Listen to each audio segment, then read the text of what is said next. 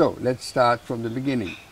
I do know that prior to the English arrival, it was nothing really took place in the strip. Subsequently, the building of Port Royal, which lasted from 1656 to 1692, when the earthquake destroyed what was then an 8,000 population city, the most important entrepot in the New World, where everything traded. And I say everything, and I won't describe what everything means. But it was a significant site, and I believe the figure of the amount of vessels at harbour on the time of the earthquake on June 7, 1692, was something in the region of 200 vessels. So it wasn't a small entity, it was a major entity. Probably over 3,000 people died in that earthquake,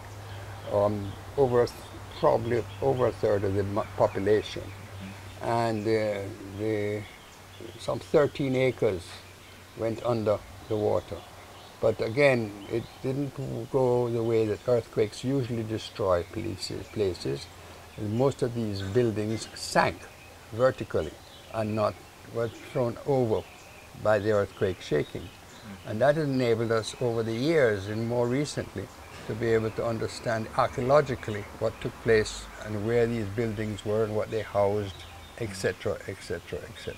There's a lot more to be done. I don't think we actually ended up doing more than about 10 to 15% of the archaeological work that was prescribed to have been done on Port Royal.